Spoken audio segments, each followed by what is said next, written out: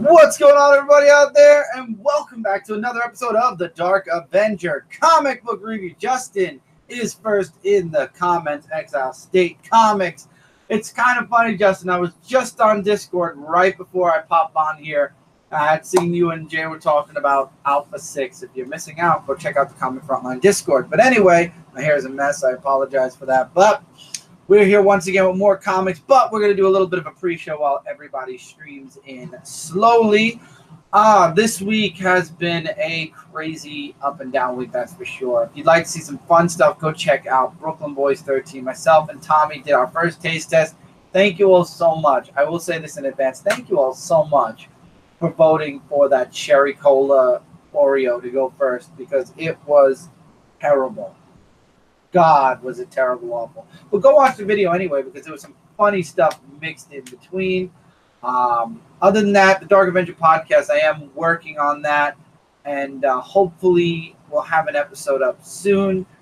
Zone 4, there's a lot of great stuff that's going to be coming out from Zone 4, so keep an eye out for Zone 4 this coming Friday. Tomorrow night, well, I'm giving the stuff that I give at the end. What else can we talk about real quick here?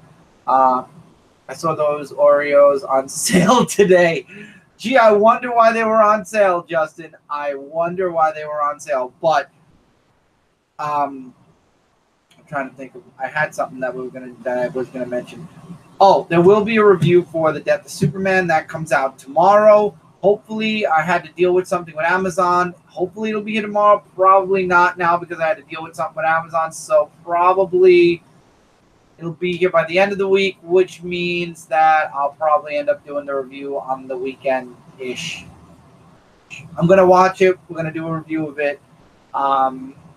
There was, trying to think if there's any other reviews that I will be doing. Probably not. Nothing in the near future. But we're back on time, which is an awesome thing also. This was a short week, thank God. I love when Kat says she's having a short week, because whenever Kat has a short week, I have a short week, because we're kind of almost in sync. She reads a couple more indie books than I do, and a couple of Marvel books more than I do. But usually when Kat has a light week, I have a light week. So I'm very happy that I have a light week. And I'm only going to say this once. This is just in case anyone is new to the show, or I haven't said it in a long time, and I probably will never say it again. But for those of you that don't know, spoiler alert warning. This is a comic review show, so we will be talking spoilers for the books that we're talking about. Which, how many books do we have this week? 17 books. Close to 20. We're still not touching 20. 17 books still. We got some real interesting stuff. I don't really think I hated anything this week.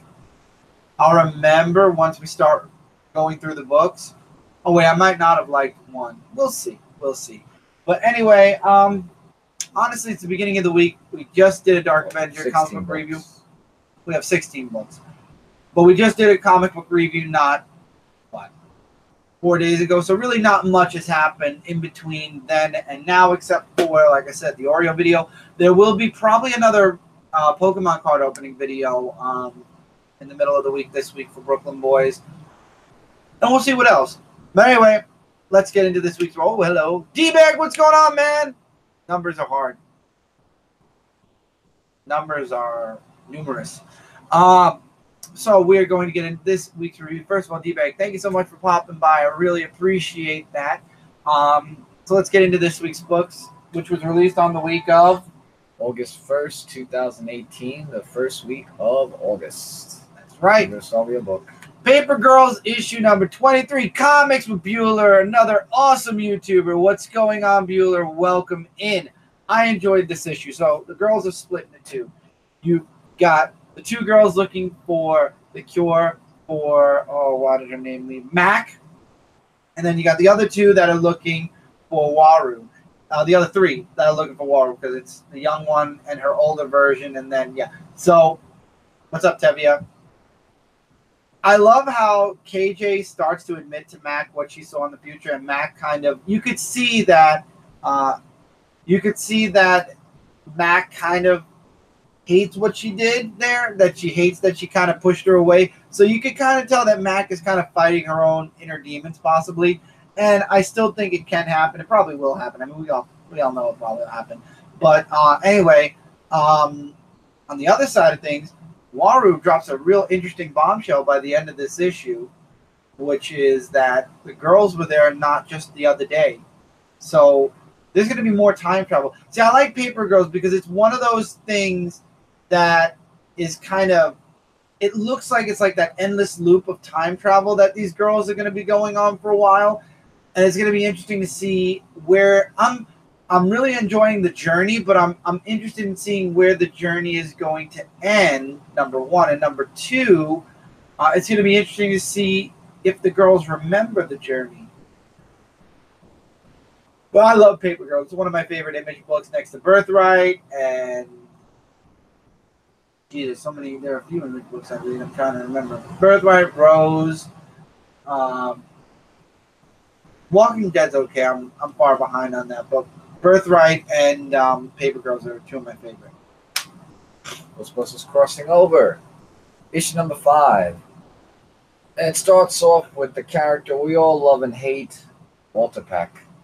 And you know him, he's always coming to the firehouse and always saying about how the Ghostbusters are doing illegal stuff with their things that capture ghosts and whatnot. I really like the artwork, by the way. And that's what the first half of the issue is. Then elsewhere with the Ghostbusters, you have the IDW Ghostbuster of Peter Venkman that was at the Wanda Halls orphanage, which is why he was back there again. And then you have the real Ghostbusters Peter Venkman, who is was taken away by that Headless Horseman and stuff like that, and it was funny. Then it gets all like black and white, where Winston and the other Ghostbusters are in another world and trying to actually get rid of a ghost moose, I guess. I mean that's what I'm getting at. So it was like a really adventurous book, so to say, but more along the lines of trying to capture a demon. And the biggest demon that's behind this was what's his name? Like he's like one of the leads of this. He talks like, oh, great Kazara, whoever this demon was that talked to him and stuff like that. And there's just like a whole bunch of things. But one of the characters, I'm not going to say who, that was about to say he's untouchable, he doesn't get really a happy ending. So, yeah.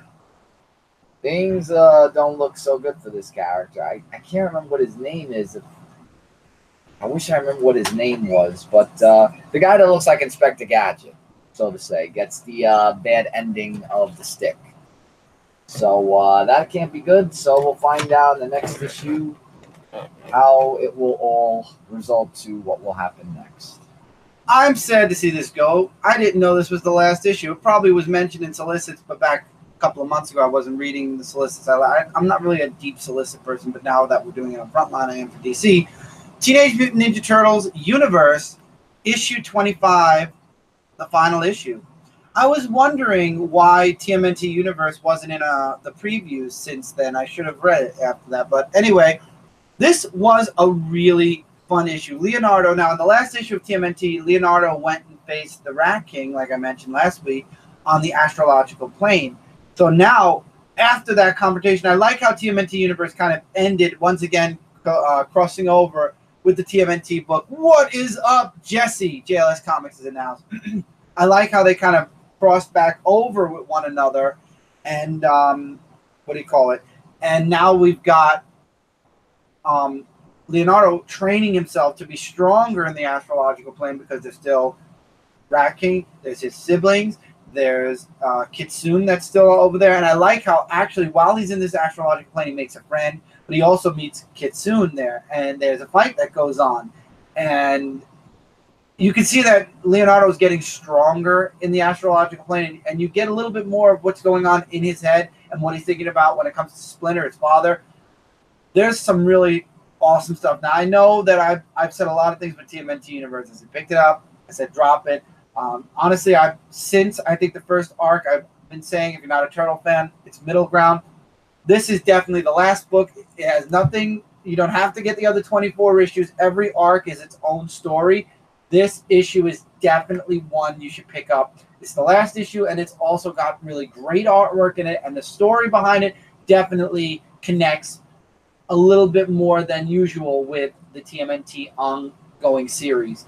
And I believe next we're getting a Macro series, but before that, I believe we're getting a Bebop and Rocksteady crossover, which the last one didn't do good. I didn't get it from previews.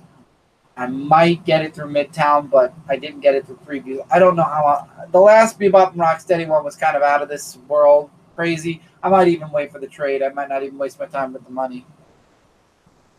Yeah, TMNT Universe officially is over. At the end of the issue, it says, "Thank you for exploring the universe with us." And that was it. Red Sonja, issue number 19. So from what we saw in the last issue, Red Sonja was put up to a text with someone to do something about killing people Scotty, in the what's village that she was not very happy with. So with that, she's like saying, you asked me to do all these. Wait, what was her name? I thought I got her name, but well, she's basically causing lots of trouble for Red Sonja in this issue by saying things that she shouldn't be saying, about doing something that she shouldn't do, and then they go up against these people with the that black skull thing on their head, which is run by Cullen Goth actually, which was that, and then she actually goes to Sandak, this girl, to talk to him about Red Sonja and a little proposition for her. And when Red Sonja hears about this, she's really not too happy about it. Like just saying that showing off her battle against the people in the the Coliseum, so to say. So that's going to be really something interesting. And Red Sonja meets with Lord Scott, who had the sword of his. So that's actually something that she's been wanting to look for. So that's going to be something how they're now meeting with each other and how they're going to confront each other in the next issue or so. Go Power Rangers issue number 12, the final crossover with Shattered Grid, and the end of the storyline for Ranger Slayer Kimberly. So we find out how she got possessed by Draken. We also find out that she put some type of plan into motion. She uses her Graveyard Zord to help merge with, what's up, Bobby? With the Megazord, because apparently Rita is taking the opportunity to attack the Rangers with multiple monsters at once. So you get like a Graveyard Megazord. And what happens with Kimberly is Ranger Slayer Kim, she finds Tommy before he moves to Angel Grove and shoots him with some type of arrow. She said, "One day you'll understand. You'll understand everything." So my guess is that the Tommy in the Mighty Morphin Power Ranger book, he's dead. But I think the Tommy in the Go-Go Power Rangers universe, using the crystal that Kim used, Ranger Slayer Kim, I think when history replays itself and Draken kills that Tommy, he'll survive or he'll come back. Or maybe it even remnants into Mighty Morphin Power Rangers and that Tommy comes back. I don't know. But I have a feeling that the Rangers that died, but I think somehow Tommy's going to survive because Tommy is a huge glue that holds a lot of the Ranger generations together. Especially because he was there all the way up until Turbo, left, came back in guest appearances, then was back again for Dino, and then left again. But I think Tommy's too much of a glue centerpiece for the Mighty Morphin Power Rangers, for the Ranger line, to be dead. All right, The Walking Dead issue number 182. More of the Commonwealth has been added to this issue, as well as Rick's group that might be in cahoots with them. Like, it starts off with where they went to Alexandria, because they said something about it and everything. And Rick brings back the group to actually talk about the Commonwealth to what was his name? Why am I forgetting names? Oh, John, his name is. And he talks with the lead of the Commonwealth and says what they're about. And they also know about Michonne being there as well. And we also get Rick that actually talks with Dwight about their differences, but they're actually in better terms now with each other. And there's just like a whole lot of dialogue. And Rick and Carl meet each other again with how his life is doing. And with all that's happening there, let's just say that Rick wants to bring her from the Commonwealth over to his group, but she's trying to convince Rick and his group to go with them to the Commonwealth. So there may be a little bit of differences between the two, but we'll find out how those two will work out with each other as well as anything else. Now, this I have to say is my best comic book for this week, and it really brought back classics. And I gotta share you all the stories in this WWE Attitude, the 2018 special, one issue, and there may be a story you might be interested in actually. Probably. So the first story talks about how The Rock throws Stone Cold Steve Austin in the ocean, and then he talks about how he always gets back on his feet, which then lead to where The Rock was doing a pretend funeral for Stone Cold, and he comes in with the truck to spray the milk and stuff like that. So that was not The Rock. That was when he came in just with the monster truck. Oh, I thought the milk was Kurt Angle. Oh, I thought it was something else. Well, it didn't go on further. Then you have the second story, Tape for Three, where all the three Mick Foleys are in. You got Mankind, Cactus Jack, and oh God, why can I not remember him? Dude Love, thank you, yes. And they're all just talking about their own stories, about how they went through hell. Mankind kind of went through hell a lot, and then you have Cactus Jack who wants to beat people over the head with a barbed wire, and then you have Mick Foley that comes in to actually say, like, just relax. You know, that's why I became the way I became, because I just relaxed and just was myself. Then the third story, you have Lita versus Trish Stratus, where she had that thing over her face. And this is where Lita actually became the new women's champion. So that was a really good moment for her. This next story, D-Generation X, when they invaded WCW. And they were just planning on how they were going to invade it. But Kevin Nash and Scott Hall with NWO was WCW. And then they're like saying, nah, we're NWO, so nothing bad is going to happen with us. So the D-Generation X knew Scott Hall and Kevin Nash because at one time, I think Triple H was NWO or something. Or other way around. Or they were DX. Other way around. So it was the other way around. Okay, yeah. And with all that of what's been going on, they're like saying, you know, like we shouldn't be doing this to each other. We should just make do and just let the other wrestlers fight it out for themselves. And whoever company wins, wins. And we all know how that turned out. That good old WCW left and WWE won that one. That's how it happened.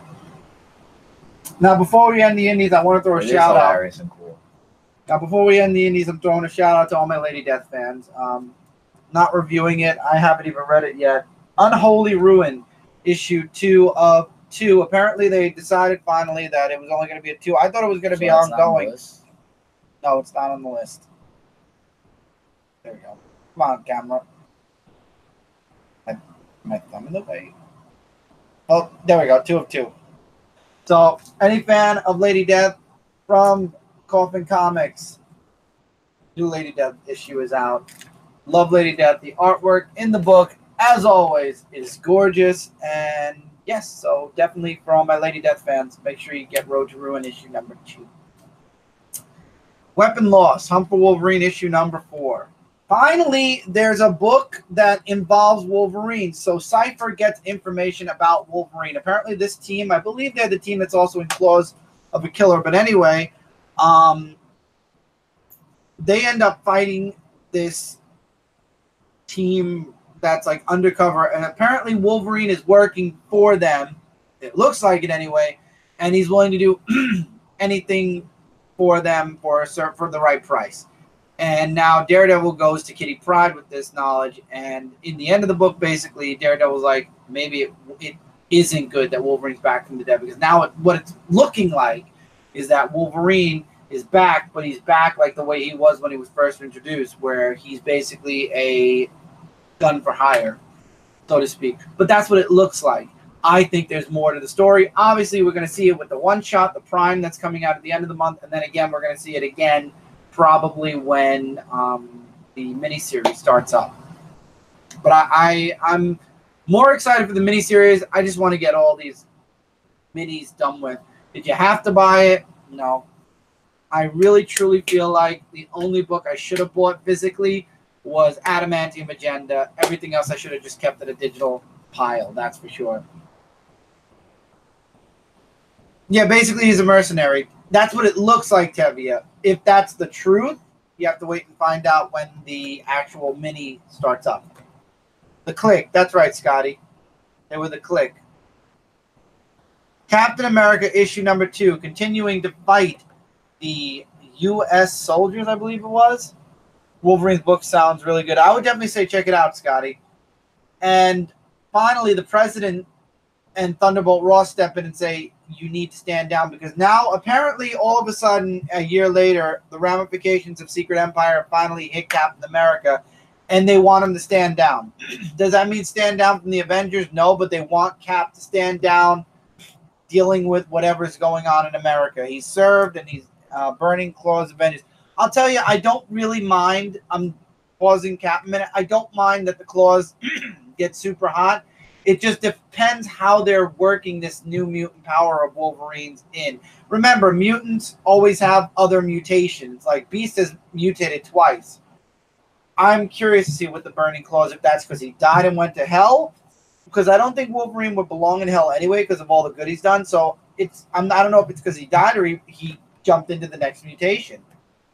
But back to Captain America.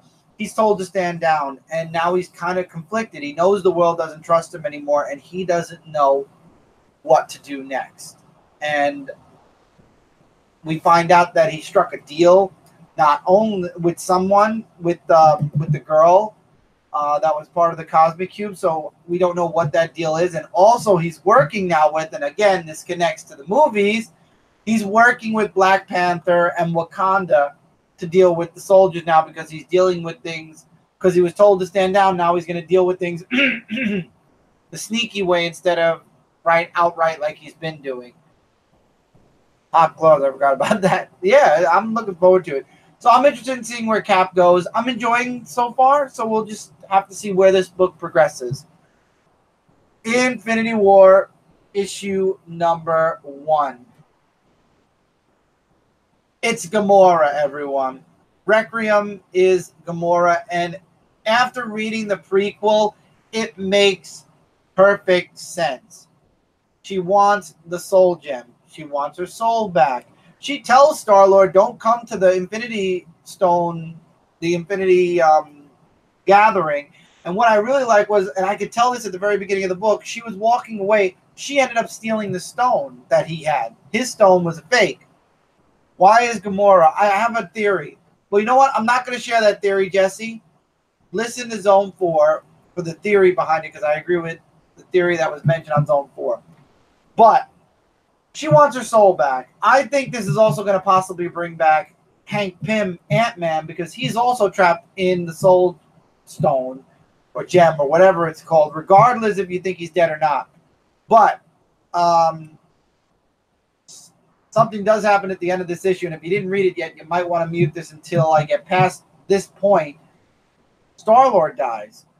And what happens is, in this meeting at the summit, Gamora shows up as Requiem and wants all the stones. And a fight breaks out. And what happens is, Star-Lord stands right in front of her and says, you're not going to kill me. You're going to either go through me, or we're going to, or you're going to stand down. And what happens is, he's like, what, are you going to kill me? And she says, oh, Peter, nothing ever stays dead, and she's killed him. So I don't want to get my hopes up, because Marvel has this beautiful thing. They make an event start off amazing. It looks cool. It looks like it's got a lot of promise. And then by the end of the issue, the arc, by the end of the event, it all falls apart. So I don't know. I don't think he's dead forever. I think that either within this event or the next couple events, Star-Lord will be back. Oh, yeah, well, Thanos died in the Road 2. His body is down the block from Cat now. Gamora sold it to the people that have the headless mannequins in front of their house, so there's now a headless Thanos as well.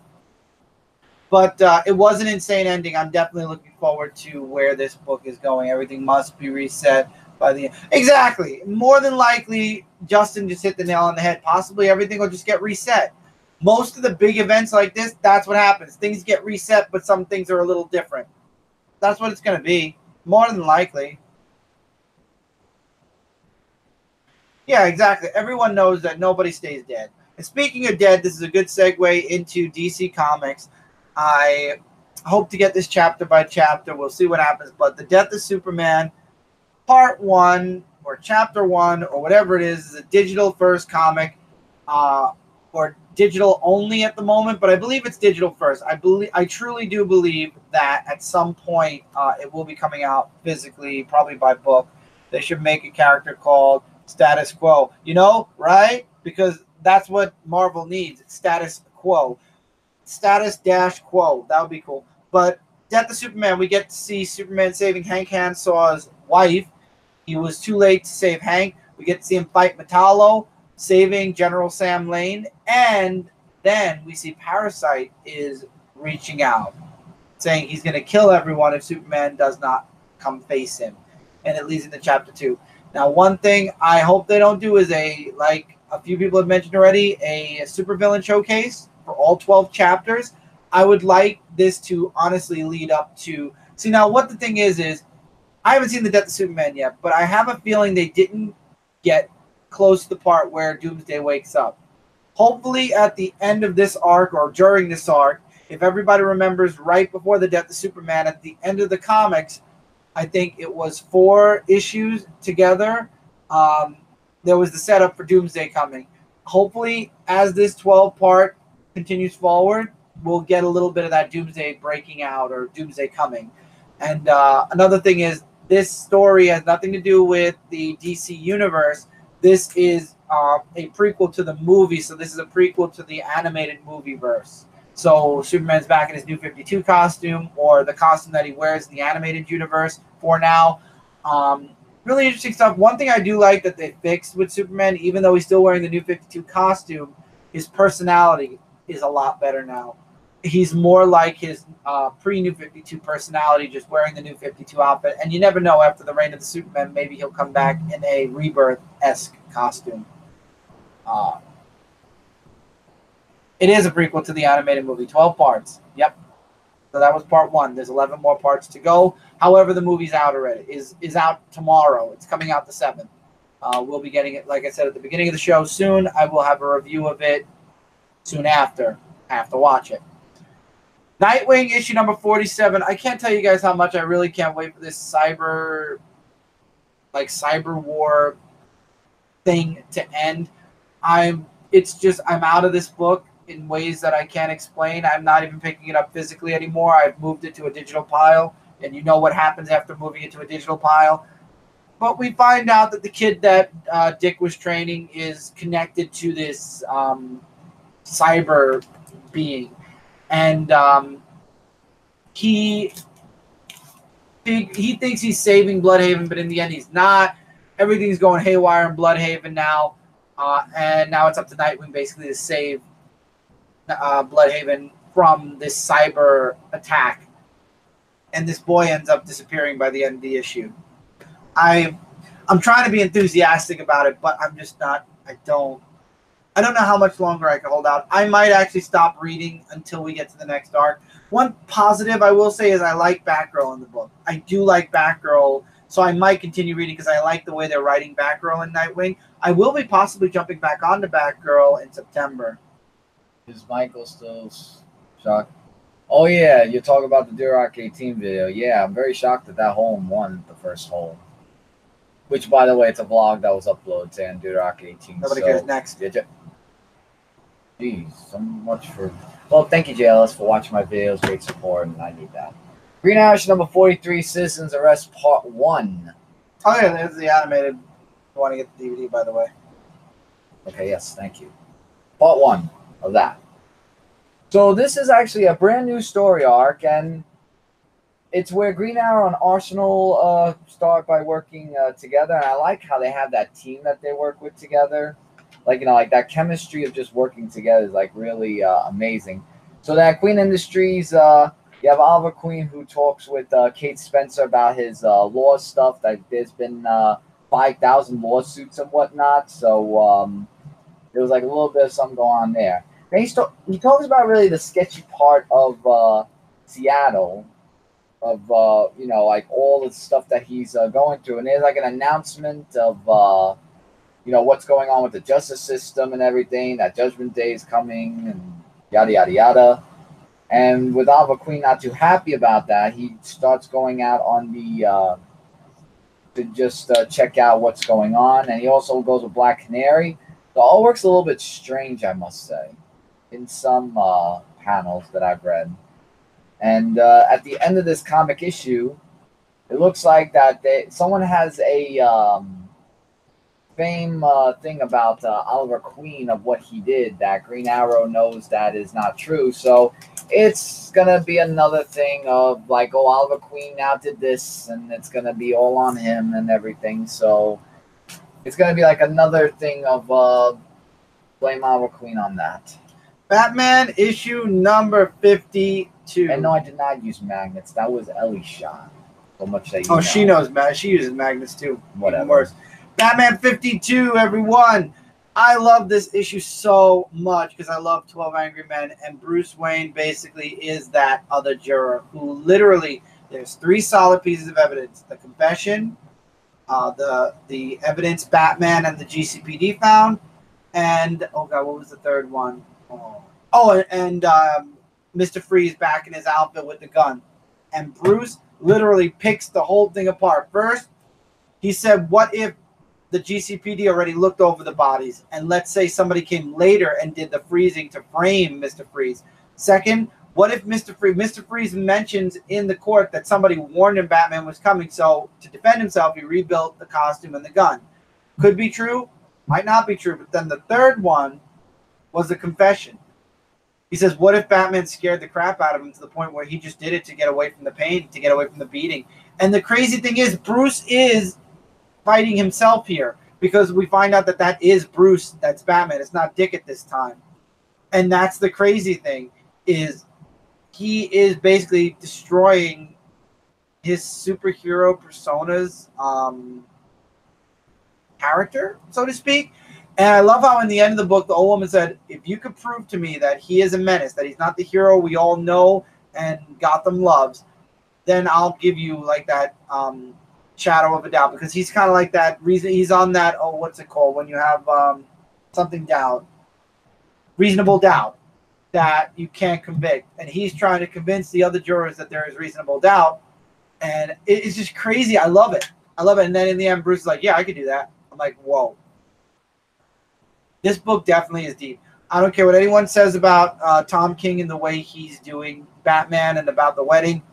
Tom King is doing an excellent job with this story arc, and I'm really interested in seeing where this goes going towards the future. And I'm interested in seeing where the Batman Catwoman story will end with issue 100, which will be figure 2 issues a month. So we'll be seeing it in another couple of years. So I'm interested in seeing what Tom King has in store for the second half of his ride, and it's going swimmingly so far.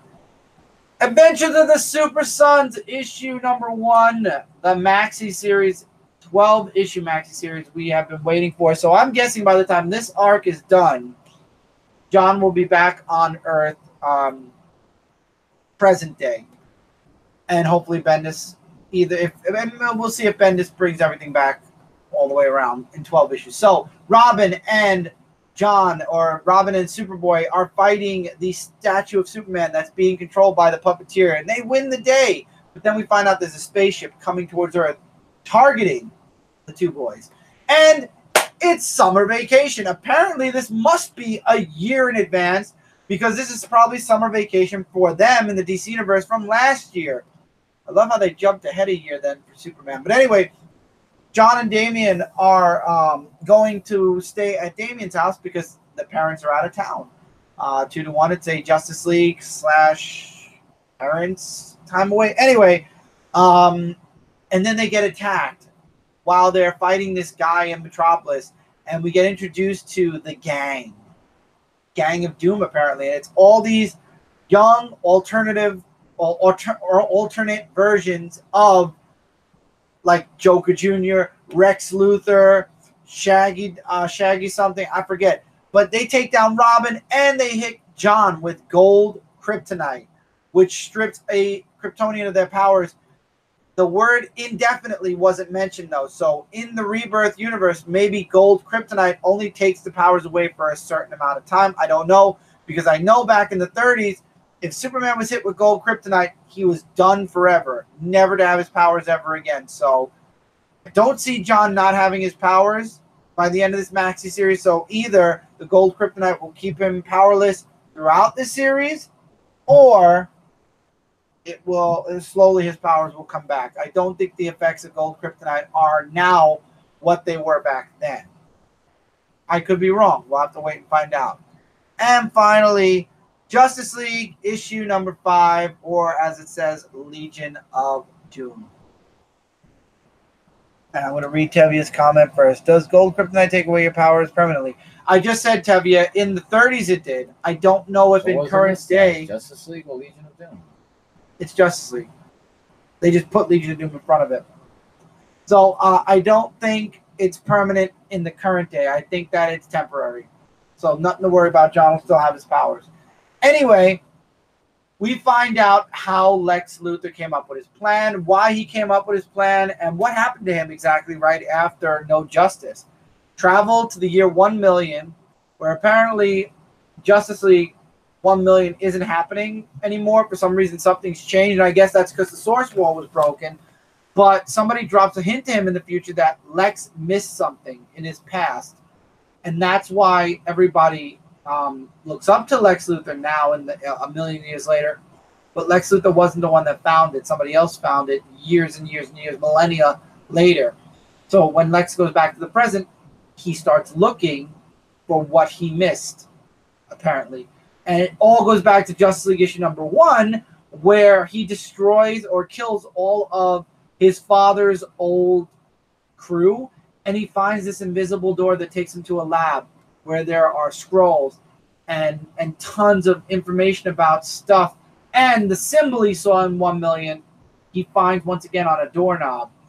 And that's when he starts reaching out to Sinestro, to Gorilla Grodd, and the rest of the Legion of Doom, basically needing each and every one of them to work with him in order to make what he couldn't do a possibility. And that's when Sinestro took over the Invisible Spectrum, Grodd took over the Turtle or the Still Force. This is getting badass real quick. Lex Luthor is definitely going down a rabbit hole where I don't even think he'll ever go back to the businessman Lex. Maybe, maybe not. I don't know. But now he's controlling Superman, and the change and the 1 million years from now, it changes. It's erased. What will come of it, though, we don't know. But Lex is controlling Superman. Will the Legion of Doom triumph over the Justice League?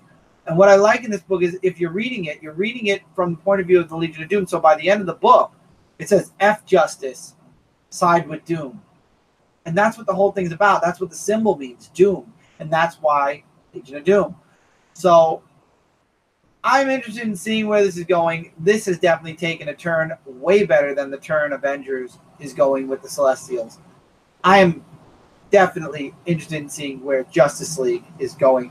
This was a badass. This definitely makes Lex Luthor the badass villain that the Justice League needs to fight right now with the Legion of Doom. I'm very interested in seeing how the Justice League is going to turn the tides and stop the Legion of Doom.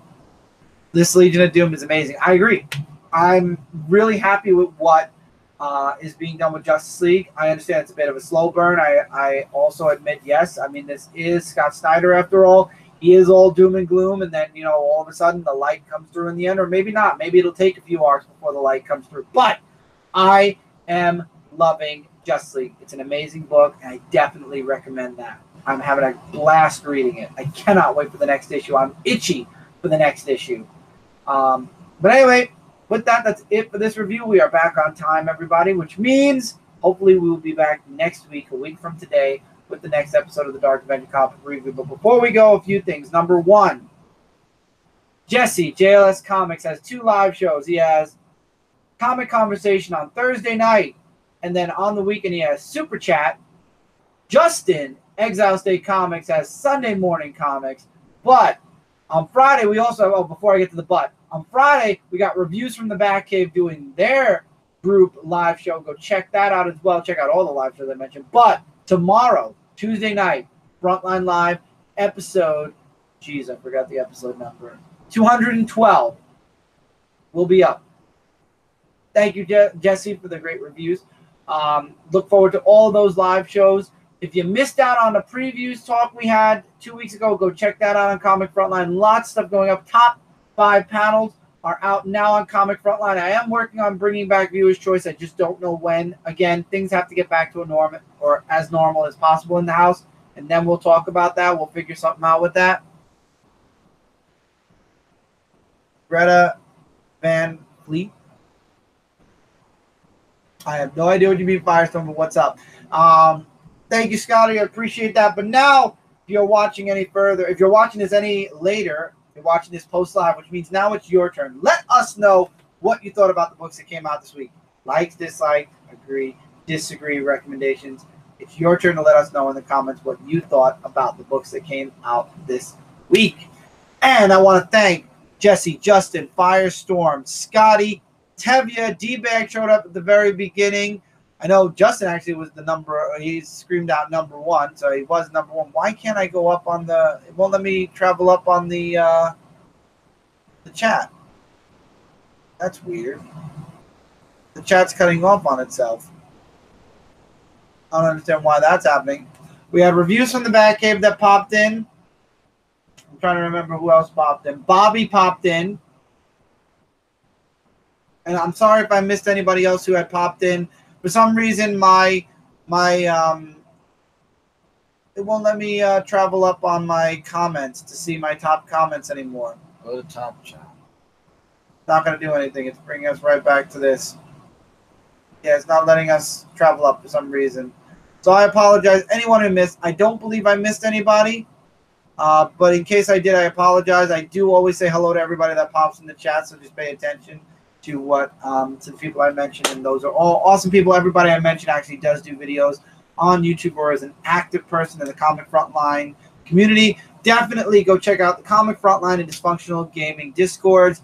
Awesome community for the website for Comic Frontline. We have an amazing community there. And if you're a gamer and looking for a gaming community, Dysfunctional Gaming is an awesome community as well. Thank you all so much for being here, and until next time, everybody, take care. Keep reading, keep collecting, and we'll see you guys really soon in the next episode. Hey, everyone. Take care, guys.